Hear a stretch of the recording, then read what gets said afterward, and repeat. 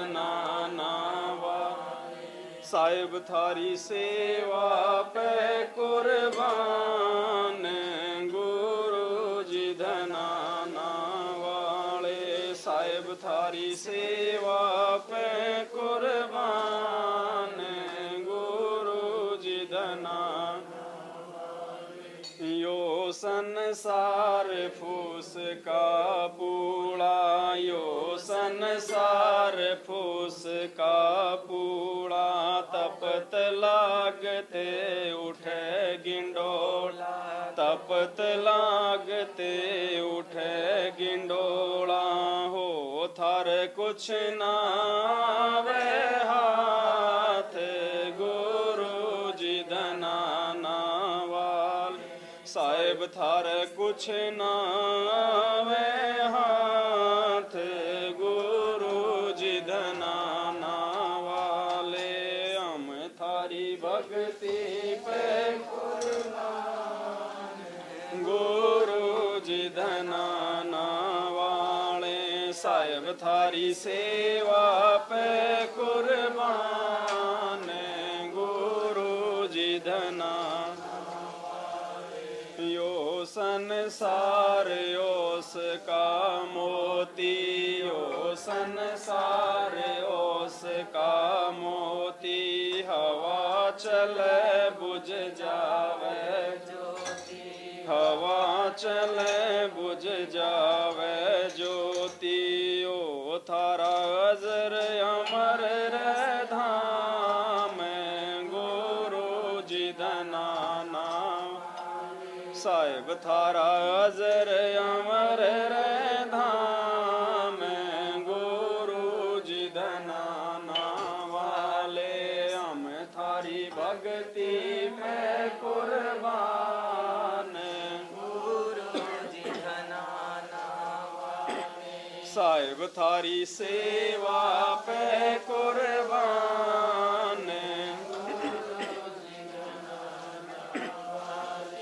इस उलझन से हमें बचा लो, इस उलझन से हमें बचा लो, अपने चरणा बीच बिठा, अपने चरणा बीच बिठा लो, हो थारा मानांगे एहसान, गुरु जी धनाना वाले, साहिब थारा मानांगे एहसान, गुरु जी धनाना वाले, हम थारी भक्ति पे कुर्बान, गुरु जी धनाना वाले, साहिब थारी सेवा पे कुर्बान, गुरु जी धनाना वाले, साध संगत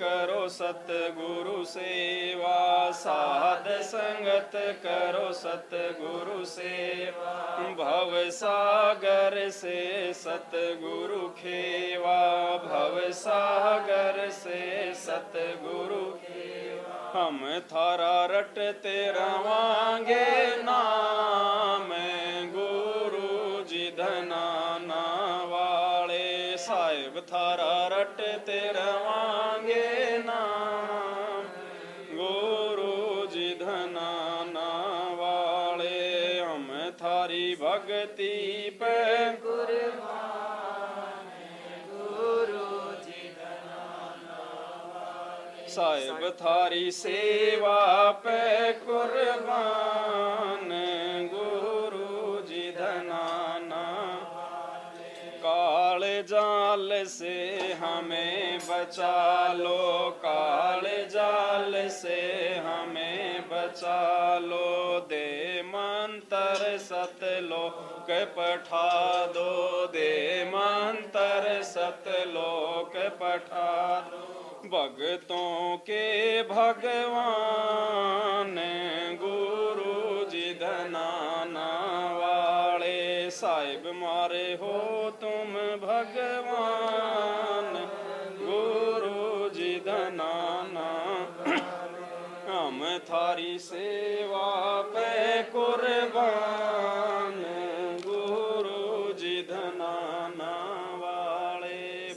छोड़ सतगुरु रामपाल जी भगवान की जय हो। बंदी छोड़ सतगुरु रामपाल जी भगवान की जय हो। बंदी छोड़ सतगुरु रामपाल जी भगवान की जय हो।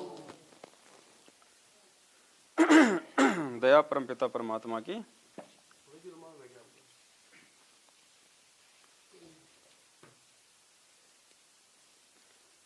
आगे परमात्मा ने लिखवाया है, भाई घर छूटो या जग रूठो, चाहे रूठो ये संसारा हो। कौन सुने मेरी काल नगर में, जय गुरु रूठ गया मारा हो। गुरु रूठ गया। भाई मक्का मदीना अमरनाथ, चाहे काशी धाम छुड़ानी हो। मक्का मदीना अमर, चाहे काशी धाम छुड़ानी हो। सिवा गुरु के और जगत में ना करनी पूजा पानी हो। ना करनी पूजा पानी। भाई घर छूटो या जग रूठो, चाहे रूठो ये संसारा हो। कौन सुने मेरी काल नगर में, जय गुरु रूठ गया मारा हो। गुरु रूठ गया। भाई मक्का मदीना अमरनाथ चाहे काशी धाम छुड़ानी हो, सिवा गुरु के और जगत में न करनी पूजा पानी हो। मक्का हो, चाहे मदीना हो, चाहे अमरनाथ हो, चाहे वैष्णो देवी हो, चाहे नैना देवी हो, चाहे मनसा देवी हो, चाहे जगन्नाथ हो, कोई भी तीर्थ धाम क्यों ना हो, हम नित्य नियम करते हैं सुबह सुबह। उसमें परमात्मा पेज नंबर 23 पे चनामृत के मातम से पहले हमारे को क्या पढ़ाते हैं, है भक्ति बोधियरी। ये देखो पेज नंबर 23,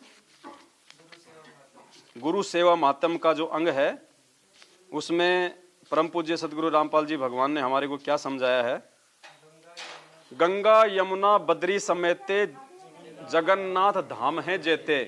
बर में फल प्राप्त होए न जेतो, गुरु सेवा में फल पावे। गुरु महत्म को वार न पारा, वर्णे शिव सनकादिक और अवतारा। गुरु को पूर्ण ब्रह्म कर जाने, और भाव कबू नहीं।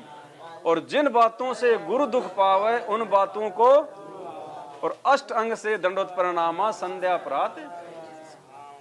तो हमें क्या समझाया पूज्य गुरुदेव जी ने, कि चाहे गंगा जी हो, चाहे जमुना जी हो, चाहे कोई तीर्थ धाम हो, और चाहे जगन्नाथ ही क्यों ना हो, जो खुद उस परमात्मा कबीर जी ने ही आके बनवाया था। मूर्तियां भी उन्होंने आके बनाई। कहते हैं जब हमारे को सतगुरु मिल जाता है, वो जगन्नाथ जब हमारे को सतगुरु रूप में मिल जाता है, उसके बाद में हमने इन तीर्थ धामों की तरफ, इन मंदिर मस्जिदों की तरफ मुंह भी नहीं करना है। क्योंकि सतगुरु की वास्तविक भक्ति से वो स्वयं हमारे वो घट में प्रकट हो जाता है, हमारे साथ में रहता है वो शब्द रूप में परमात्मा। हम हैं शब्द, शब्द हम माही, राम से भिन्न और कछु। तो फिर हमने वहां पे धक्के खाने की आवश्यकता नहीं है। और बर्मे फल प्राप्त होए न जेतो, कि तुम यहाँ पे जा जाके धक्के भी खाओगे, तुम बरमोगे वहां पे।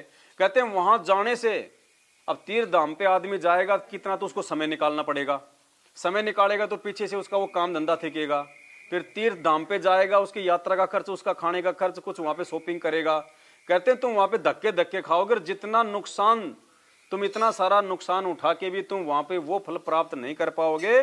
गुरु सेवा में फल पावते, तो जितना तुम अपने सतगुरु की सेवा में, उनके सत्संग सुनने में, उनका मंत्र जो है उस सुमरण करने में, जो फल तुम जो वहां पे जो तुम प्राप्त कर लोगे अपने गुरुदेव के पास में, कहते हैं तुम इन सारे धामों पे फिर के भी प्राप्त नहीं कर पाओगे। गुरु महात्म को वार ना पारा, जो गुरुजी होते हैं उनकी महिमा का वारन पार नहीं होता। वर्णे शिव सनकादिक और, कहते हैं ये बड़े बड़े देवता भी इनकी महिमा करते हैं, इन्हीं के गुण गाते हैं, फिर तुम क्यों धक्के खाते हो वहां पे। तो परमात्मा ने इस भक्ति बोध में हमारे को हर प्रकार से, हर पॉइंट पे बड़े प्यार से समझाया है। समय आने पे परमात्मा इसका भी खुलासा करवाएंगे। पहले अभी 1 मार्च 2023 से इस ज्ञान गंगा जो पुस्तक है हम इसको लेके चलेंगे पूरा। हो सकता है 2 महीने लग जाएंगे इसके पूरे इसको करने में, एक एक पॉइंट को लेके चलेंगे। हमने तो जूस निकालना है,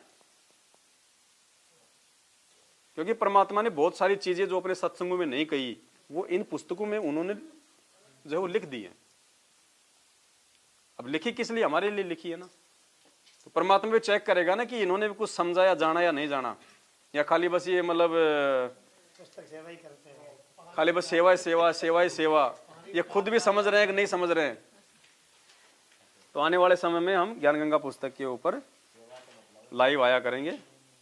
तो परमेश्वर ने लिखवाया कि मक्का मदीना अमरनाथ चाहे काशी धाम छुडानी हो, छुडानी में भी नहीं जाना, ना काशी में जाना। कोई ये सोचे कि भाई मगर में तो परमात्मा आए थे, वो कौन सी है वो संत कबीर नगर में जो वो क्या है वो जो यादगार जो बनी हुई है ना वहां पे हिंदू मुसलमानों की, मगर भाई वहां जाने से लाभ मिलेगा, वहां पे हमारे परमात्मा आए थे, उन्होंने वहां पे शरीर छोड़ा था, वहां पे वो मंदिर बन गया, मुसलमानों की मस्जिद बन गई। या चाहे काशी धाम छुडानी हो, छुडानी जहाँ पे गरीबदास जी महाराज जी आए थे, अपने गुरुदेव भी पहले वहीं पे जो है मतलब सत्संग किया करते थे। तो कोई ये सोचे लो भाई गरीबदास जी की तो गुरु जी ने इतनी महिमा कर रखी है, हम गरीबदास जी के दर्शन कराते हैं, उन्हीं को हम दंडोत माराते हैं। कहते हैं अगर इतना भी मन में आ गया ना तो भी गए हम काम से। वो गरीबदास खुद आज आ गया संत रामपाल जी बन के, और कोई नहीं था वो। हमें सिर्फ गरीबदास जी की वाणियों से मतलब है, उनकी शकल से मतलब नहीं है। हमें 650 साल पहले वाली उस मूर्ति से कोई मतलब नहीं है। आज हमें सत्संग हमारे पूज्य गुरुदेव जी सुना रहे हैं, हमें 100 बातें, हमारी शंकाओं का समाधान हमारे पूज्य गुरुदेव जी ने अपने सत्संगों में किया है। आशीर्वाद हमारे को हमारे पूज्य गुरुदेव जी ने दिया है, हमारे संकटों का निवारण जो है हमारे पूज्य गुरुदेव जी ने किया है। अगर उस फोटो ने कुछ किया हो, डाडी मूछ वाली ने या गरीबदास जी की ने, तो बताओ। हमने तो केवल उनकी वाणियों का सारा लेनी है, और वाणियां भी उनके रूप में आके खुद सतगुरु रामपाल जी भगवान ने लिखी हैं। वो ग्रंथ साहिब भी सतगुरु रामपाल जी भगवान ने ही लिखा था गरीबदास जी के रूप में आके। तो हमने बिल्कुल भी आस्था नहीं रखनी है ना वहां जाना, चाहे कोई हमारा चाहे कोई भगत भाई क्यों ना हो, चाहे कितना चाहे वो हमारे को जो है वो प्रेशर दे कि यार तुम तो गरीबदास जी की जय बोलते हो, फिर क्या दिक्कत हो गई, तुम्हारी तो भक्ति बोध में गरीबदास जी की फोटो है, फिर क्या दिक्कत हो गई, चल आ जाएंगे। वो ग्रंथ साहिब लेके आना है वहां से, रखाए का ग्रंथ साहिब लेके आना है। आज उस परमात्मा ने ये असली ग्रंथ लिख के दे दिया। देखो पुण्यात्मा, वेदों का सार, वेद किसने लिखे? परमात्मा ने। दिए किसको? काल भगवान को। काल ने किसको दिए? अपने पुत्र इसको ब्रह्मा को। ब्रह्मा ने किसने दिए? अपने वंशजों को, इन पंडितों को, इन गुरुओं को। ठीक है, उन वेदों का सार किस में है? गीता जी में। गीता जी में है ना। गीता जी का सार किस में है?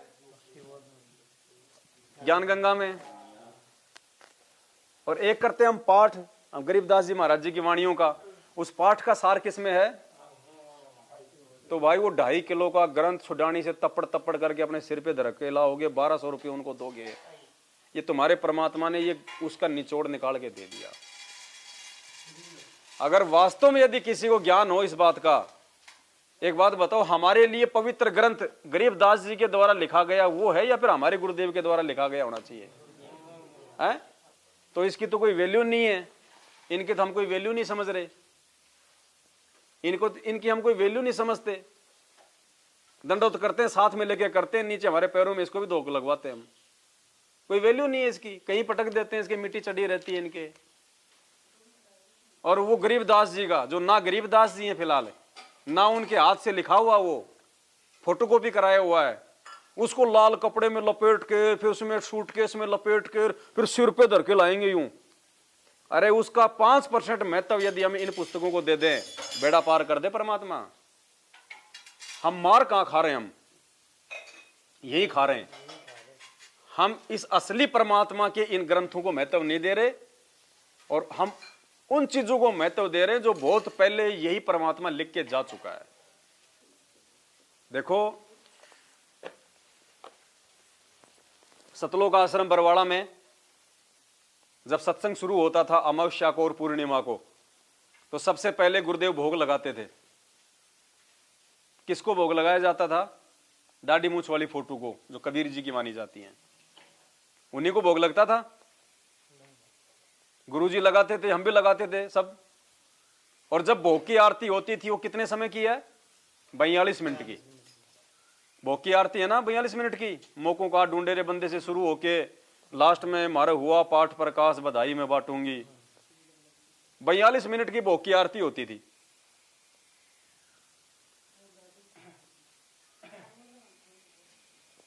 हम सब लोग वो आरती सतलोक आश्रम बरवाड़ा में बैठ के करते थे या फिर वो खड़े होके करते थे? खड़े हो गए। हम खड़े होके करते थे ना सब आरतियां, भोग की आरती सबको याद है ना। हम खड़े होके करते थे आरती वहां पे सब। खाते रहो लेकिन ध्यान थोड़ा इधर रखो अपनी बातों में, खाओ बाकी कोई दिक्कत नहीं है, लेकिन कान ठीक रखो। भोग की आरती हम खड़े होके करते थे और गुरुजी भी भोग की आरती में जो खड़े रहते थे। क्यों? हम इतना महत्व हम क्यों दिया करते थे? क्योंकि हम सबके मन में यह था कि हमारे भगवान को भोग लग रहा है, भगवान को, कबीर जी को भोग लग रहा है। थी तो आरती, लग भोग रहा था, लेकिन हम मुंह से क्या बोल रहे थे? आरती बोल रहे थे ना। वो भोग की आरती है ना इसमें, संध्या आरती के बाद में, इसी पुस्तक में है, क्योंकि आरती की पुस्तक है। इसमें सुबह की आरती भी है, दोपहर की भी है, शाम की भी है, भोग की भी आरती भी है। हम खड़े होके करते थे। क्यों? क्योंकि भगवान को भोग लगा रहे हैं, भगवान की आरती कर रहे हैं। और भगवान की आरती बैठ के नहीं करनी चाहिए, इसलिए हम खड़े होके करते थे। और ये 3 समय की आरती हमारे को इस भगवान ने दे दी, संत रामपाल जी भगवान ने। हम किसके सामने करते हैं ये आरतियां? 3 समय की आरती जो हम करते हैं, सुबह का नित्य नियम, दोपहर की रमणी, शाम की संध्या आरती, हम अपने गुरु भगवान के सामने करते हैं ना। हमारे दरबार में कौन है? लेकिन हम बैठ के करते हैं। क्यों? क्योंकि हम इनको भगवान नहीं मान रहे। भंडारा करते करते करते हैं भगत जी। आज 90% भगत समाज सत्संगों को छोड़ के तीनों समय की आरती बैठ के करता है। क्यों? क्योंकि अभी तक वो लोग संत रामपाल जी को भगवान नहीं मान रहे। वो दाढ़ी मूछ वाली फोटो को भगवान मान रहे। जब उसकी आरती होती है तो वो खड़े हो जाते हैं। अरे एक मूर्ति के आगे, एक फोटो के आगे तो तुम खड़े होकर आरती करते हो, जो है भी नहीं वर्तमान में, जिसने तुम्हारे को कुछ दिया भी नहीं, जिसको तुम जानते भी नहीं, पहचानते भी नहीं, तुमने उसका वास्तविक चेहरा तो देखा ही नहीं। और जो खुद जो मतलब जिंदा रूप में आ गया वो कबीराज धरती पे हमारे सतगुरुदेव के रूप में, उसके सामने हम बैठ के आरती कर रहे हैं। क्यों? क्योंकि अभी तक हमने इनको भगवान नहीं माना। और जिन्होंने भगवान माना, सत्सेवकों ने, हम सब तीनों समय की आरती हम खड़े होकर करते हैं।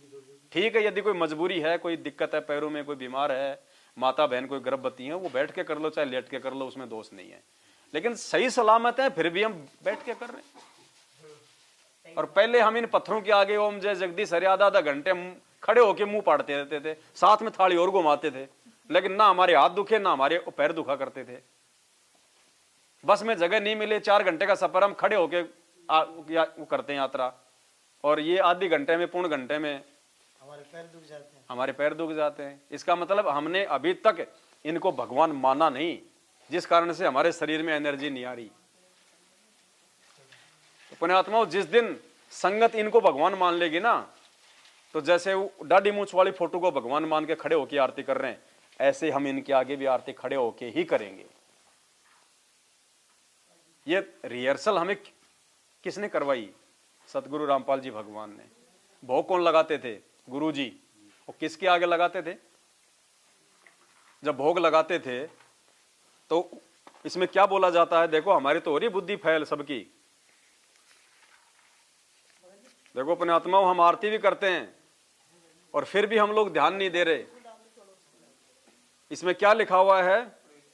आज मिलन बधाइयां जी, संगते भोग गुरानो लगिया। आज मिलन संगते भोग गुरानो लगिया। आज मिलन बधाइयां जी, संगते भोग किसको लगा? गुरानो। अरे गुरुजी अपने गुरुजी को भोग लगा रहे थे।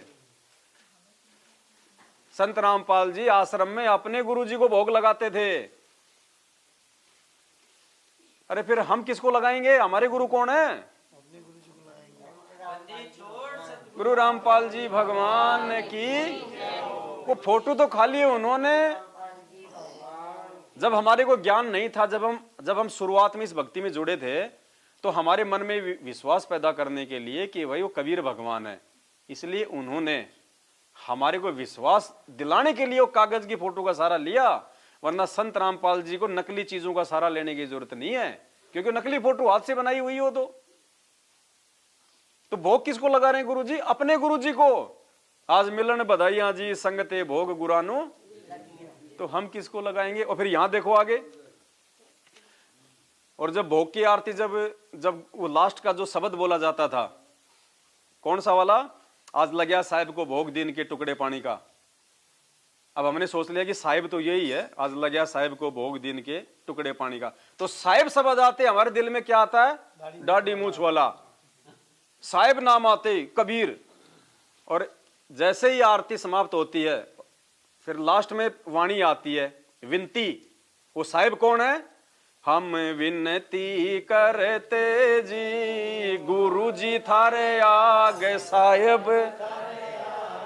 अब उसमें उन्होंने साफ कर दिया कि गुरु भी ये, साहिब भी यही है। गुरु जी थारे आगे, साहिब थारे आगे। असल साहिब भी यही है, गुरु भी यही है। तो फैल तो हम हो रहे हैं। संत रामपाल जी ने तो अपना पूरा फर्ज निभाया एक भगत होने के नाते। एक भगत की भूमिका भगवान होते हुए भी उन्होंने की, और अपने गुरु को, जो कि असली भी नहीं थे, जो कि तत्वदर्शी भी नहीं थे, जो किसी का मोक्ष नहीं कर सकते थे, उनके पास में पूरी भक्ति विधि नहीं थी, जो पढ़े लिखे भी नहीं थे, उनको भी उन्होंने भगवान का दर्जा दिया, उनको पूजनीय कहा, हमें सिखाने के लिए। और खड़े होकर अपने गुरु जी को भोग लगा रहे हैं। वो हर सत्संग में भोग लगाते थे ना, हर सत्संग लगता है। और हमारे को मना किया जाता है कि गुरु जी को भोग नहीं लगता, तुम तो गुरु जी के श्राद्ध निकाल रहे हो। फिर तो संत रामपाल जी भी अपने गुरु जी के श्राद्ध निकालते थे आश्रम में। अरे मरने के बाद तो दुनिया भोग लगाएगी, अरे जो जिंदा है उसको लगाओ ना। फिर वही बात हो गई। वो तो परमात्मा कहते ना कि जीवित बाप के तो लठम लट्ठा, और मुंह ये गंग पहुंचावे, और जब आवे आसोज का महीना कौआ बाप बनावे। मरने के बाद फिर तुम फोटो को भोग लगाओगे इनके, तो जिंदे के लगा लो ना, वो खुश तो हो जाए, उसकी आत्मा तो आशीष दे। फिर तो ये सौभाग्य है हम साथ संगत से जुड़े हो भाई बहनों का, जो ये अगम की बातें परमात्मा ने हमें समझा दी, और हमसे वो रिहर्सल शुरू करवा दी, जिस रिहर्सल के बिना हम सतलोक का दरवाजा भी नहीं देख सकते। क्योंकि इन सब क्रियाओं से हमारे दिल में एक दिन, भले आज हम देखा देखी में कर रहे होंगे बहुत सारे भाई बहन, लेकिन परमात्मा कहते हैं कि धीरे धीरे रे मनवा धीरे सब कुछ होए, माली सींचे सोगड़ा समय आए। और वो कहते हैं ना कि भाई रसरी आवत जात है और सिल पर पड़त निशान, करत करत अभ्यास के जड़मती होत सुजान। तो परमात्मा हमसे रिहर्सल करवा रहे हैं, एक दिन देख लेना पुण्यात्मा, इनके अलावा हमें दुनिया में कोई दिखाई नहीं देगा हमें। क्योंकि जब हम इन्हीं का चिंतन करेंगे, इन्हीं का मनन करेंगे, इन्हीं की आगे आरती, इन्हीं को भोग, इन्हीं का जयकारा, हमने तो जयकारे भी छोड़ दिए औरों के, तो फलाना धाम की जय, गरीबदास जी की जय, स्वामी रामदेवानंद जी की जय। क्यों भाई? जब भगवान एक है तो जय भी एक की बोलेंगे हम, तो भाई 50 की नहीं बोलेंगे हम। आत्मा एक है, उसका पति भी एक है, और पति एक है तो जय भी एक की बोलेगी। तो एक दिन हमारे हृदय में समा जाएंगे ये। तो रिहर्सल चल रही है। जैसे छोटा बच्चा होता है ना, वो कहता है कि उसको बाप कहता है बेटा वो लाना, पेन लाना है, पेन लाना है, पेन लाना है लाना। और धीरे धीरे धीरे धीरे एक दिन उसको बोलने की जरूरत नहीं पड़ेगी, बाप बोलेगा बेटा पेन लाना, तुरंत उठा के ले आएगा। तो हमारी रिहर्सल चल रही है अभी हम सबकी, और एक दिन ये परमात्मा हमारे हृदय में समा जाएगा। और जब ये जिसके हृदय में समा गया, फिर कमी क्या रह गई? फिर कहते हैं तुम कर दो पल में पार हो जा, तुम कर दो पल में पार हो जा, रजा थारी तुम कर दो पल में पार हो जा, हो रजा थारी महाराज हो जा, मेरे थारी महाराज हो जा, रजा तुम कर दो पल में पार हो जा, रजा थारी तुम कर दो पल में पार हो जा।